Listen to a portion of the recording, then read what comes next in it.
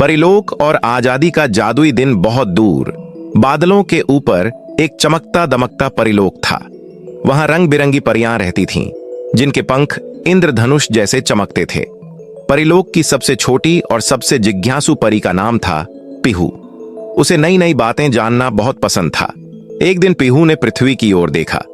उसने देखा कि हर जगह तिरंगा झंडा लहरा रहा है, बच्चे खुश होकर गा रहे हैं और आसमान में देशभक्ति के गीत गूंज रहे हैं।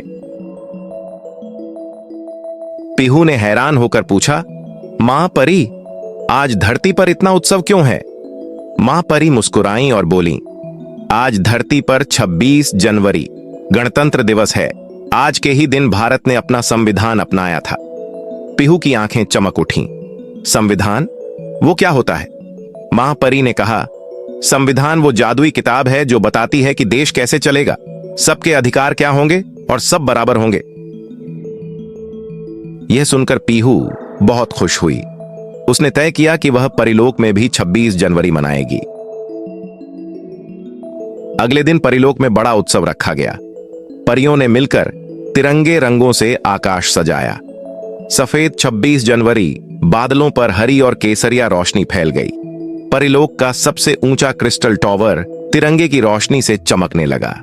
पीहू ने सभी परियों को इकट्ठा किया और बोली, आज हम भी आजादी, बराबरी और सच्चाई का जश्न मनाएंगे। सबसे बुजुर्ग परी ने एक जादुई पुस्तक खोली और कहा, जिस तरह भारत का संविधान लोगों को जोड़ता है, वैसे ही यह पुस्तक हमें सिखाती है कि शक्ति से ज्यादा एकता जरूरी है। फिर सभी परियों ने मिलकर धरती के बच्चों के लिए एक खास तोहफा भेजा, हिम्मत, सच्चाई और देश से प्यार। धरती पर बच्चों को लगा जैसे उनके दिल में कोई नई रोशनी जग गई हो। पीहू ने मुस्कुराकर कहा, अब हर 26 जनवरी को हम परिलोक से भारत को सलाम भेजेंगे। और तभी आसमान में हल्की सी चमक हुई, जैसे परिलोक ने तिरंगे को प्रणाम किया हो।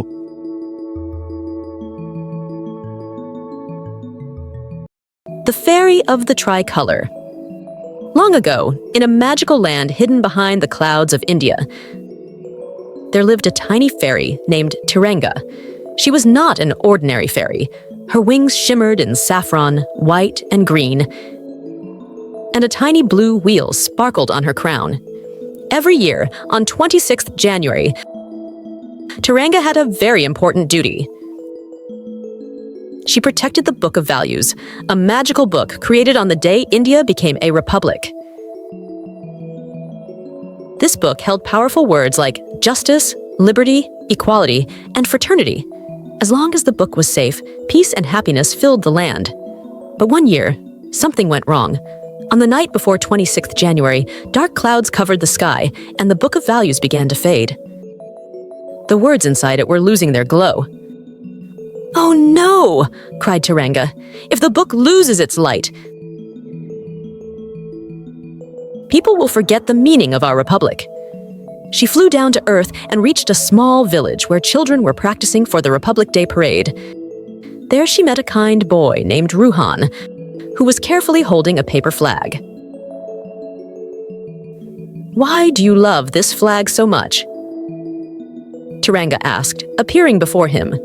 Ruhan smiled and said, "Because it reminds us that we are all equal and free. It reminds us to do what is right." The fairy's wings sparkled brighter. She took Ruhan to the magical land and showed him the fading book. Tiranga said, "Only true values can restore its power." Ruhan thought for a moment. Then he spoke loudly and clearly. "Justice means being fair. Liberty means respecting everyone. Equality means no one is small or big. Fraternity means we are one family." As he spoke, the words in the book began to glow again, brighter than ever before. Light spread across the sky, and the dark clouds disappeared. On the morning of 26th January, Tiranga flew high above India as the national flag was hoisted everywhere. She smiled as children saluted the flag with pride.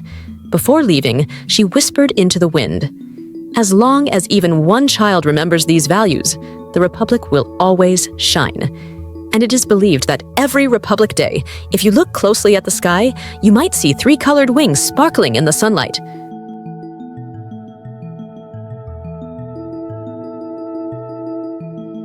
से गांव तक ठंडी सुबह थी। जनवरी की हल्की धुंध पूरे गांव पर चादर की तरह फैली हुई थी। आज 26 जनवरी था, गणतंत्र दिवस। गांव के छोटे से घर में 10 साल का रूहान जल्दी जल्दी तैयार हो रहा था।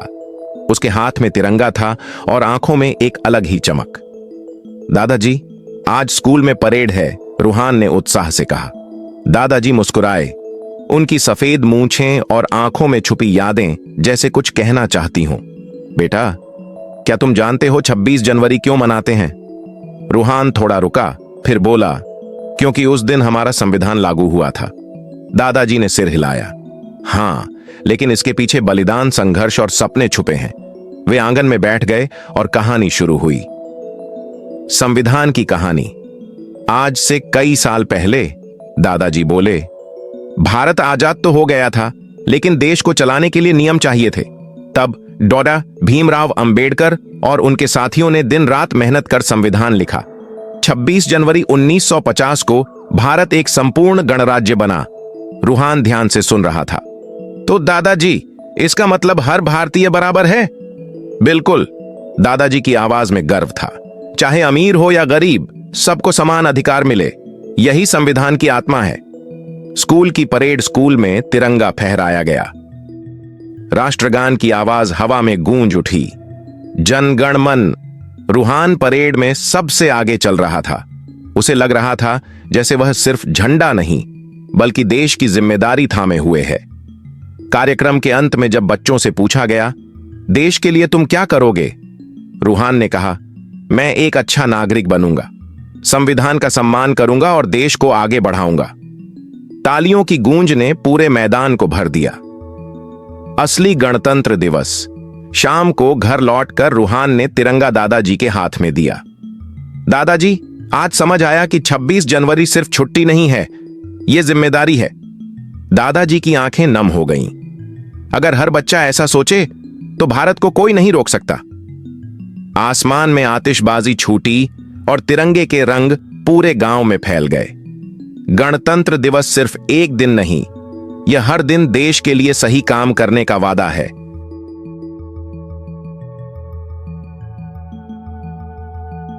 जादुई जंगल का रहस्य और विशाल की साहसिक यात्रा बहुत समय पहले की बात है। पहाड़ों और नदियों से घिरे एक शांत से गांव में विशाल नाम का एक निडर लेकिन दिल से अच्छा लड़का रहता था।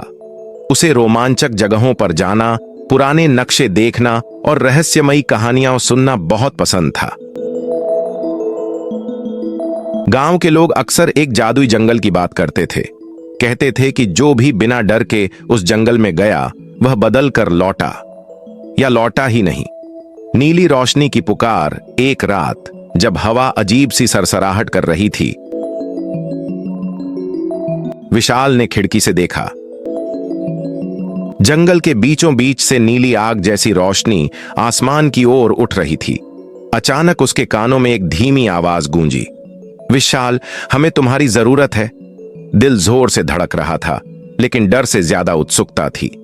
विशाल ने अपनी टॉर्च उठाई और जंगल की ओर चल पड़ा। बोलता हुआ जंगल जैसे ही वह अंदर पहुंचा, रास्ते अपने आप बदलने लगे। पेड़ हिलकर रास्ता दिखा रहे थे और पत्तियां फुसफुसा रही थीं। तभी एक सुनहरे पंखों वाला उल्लू सामने आया। अगर आगे बढ़ना है, उल्लू बोला, तो 3 परीक्षाएं पास करनी होंगी, हिम्मत, सच्चाई और दया। विशाल ने सिर हिलाया। मैं तैयार हूं। पहली परीक्षा। डर की गुफा। उल्लू उसे एक अंधेरी गुफा के पास ले गया। अंदर से डरावनी आवाजें आ रही थीं। गुफा के अंदर विशाल को अपने ही डर दिखाई दिए। अंधेरा, अकेलापन, हार। लेकिन वह रुका नहीं। उसने कहा, डर होना गलत नहीं, डर से भागना गलत है। गुफा रोशनी में बदल गई। दूसरी परीक्षा। सच की नदी। आगे एक नदी थी जिसका पानी शीशे की तरह साफ था। आवाज आई, झूठ बोलोगे तो डूब जाओगे। नदी ने पूछा, क्या तुमने कभी गलती की है? विशाल ने सिर झुका दिया। हां, लेकिन मैं सीखना चाहता हूं। नदी शांत हो गई और रास्ता बन गया। तीसरी परीक्षा। दया का निर्णय। अंत में एक घायल जादुई हिरण मिला। अगर विशाल आगे बढ़ता तो जंगल का दिल पा सकता था, लेकिन अगर रुकता तो समय निकल जाता। विशाल बिना सोचे रुका, हिरण की मदद की। तभी जंगल चमक उठा। जंगल का दिल बरगद के पेड़ के नीचे जादुई पत्थर हवा में तैर रहा था। उल्लू बोला, तुमने तीनों परीक्षाएं पास कर लीं, अब तुम जंगल के रक्षक हो। अचानक काली शक्तियां हमला करने लगीं। विशाल ने पत्थर उठाया और चिल्लाया, यह जंगल किसी के डर से नहीं, साहस से चलता है। तेज रोशनी फैली, अंधकार खत्म हो गया। नया सवेरा सुबह विशाल अपने गांव में था। सब कुछ सामान्य लग रहा था, लेकिन उसकी कलाई पर एक चमकता हुआ निशान था। और जंगल की ओर देखते ही हवा ने फुसफुसाकर कहा, जब भी जरूरत होगी हम बुलाएंगे। विशाल मुस्कुराया, क्योंकि उसकी असली यात्रा अब शुरू हुई थी।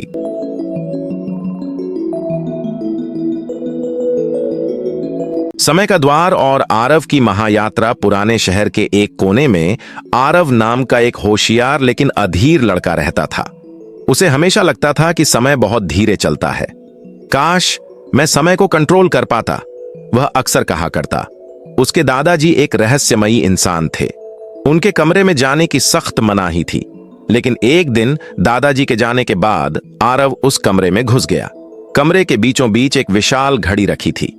उस पर लिखा था, जो समय से खेलेगा वही समय में खो जाएगा। 12 बजे का खतरा। रात के ठीक 12 बजे घड़ी अपने आप घूमने लगी। दीवारें कांप उठीं।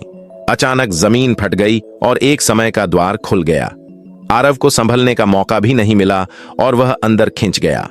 समय लोक, टाइम रेल्म। आरव ने खुद को एक अजीब दुनिया में पाया, जहां आसमान में घड़ियां तैर रही थीं, रास्ते बदलते रहते थे और सूरज कभी उगता कभी डूबता। तभी एक लोहे के कवच में ढका योद्धा सामने आया। मैं हूं कालवीर, समय लोक का रक्षक, और तुमने समय का नियम तोड़ दिया है।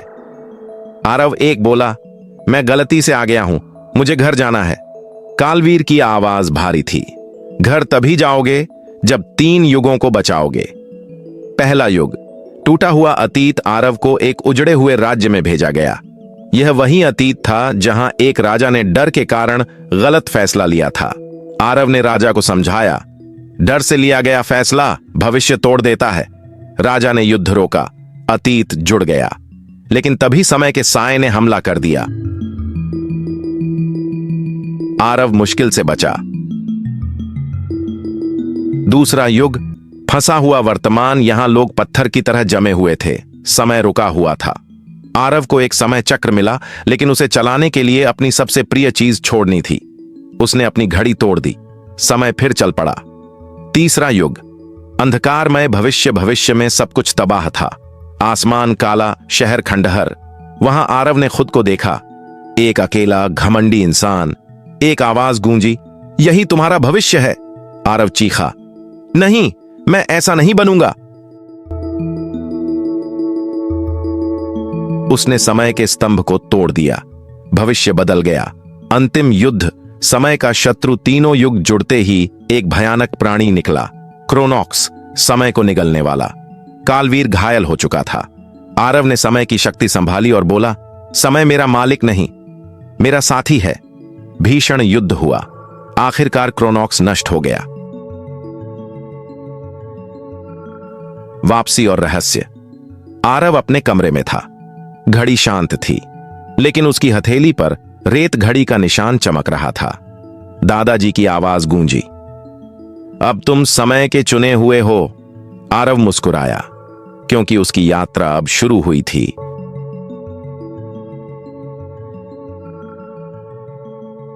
निधिवन की 2 परियां। निधिवन, जहां पेड़ों की शाखाएं रात में गुनगुनाती हैं, झरने चांदनी में चमकते हैं और हर हवा में जादू बहता है।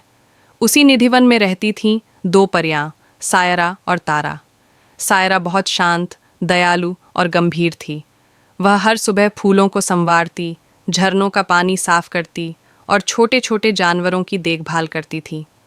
तारा बिल्कुल उलट, चंचल, शरारती और हमेशा मस्ती में डूबी रहती थी। वह पत्तों से झूले बनाती, तितलियों के पीछे दौड़ती और कभी कभी पक्षियों पर फूलों की बारिश करती थी। फिर भी दोनों में एक गहरा रिश्ता था, क्योंकि वे दोनों सुनहरे झरने की रखवाली करती थीं।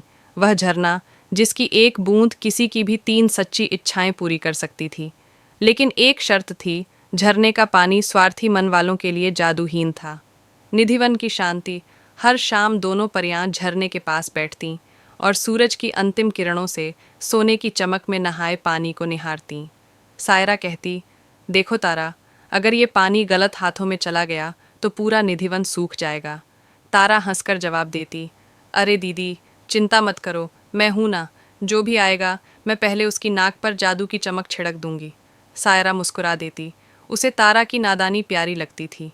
एक दिन जंगल में एक छोटा लड़का रूहान भटकते भटकते निधिवन पहुंच गया। उसकी आंखों में आंसू थे। तारा ने उसे देखा। अरे ये तो इंसान है, पर इतना दुखी क्यों?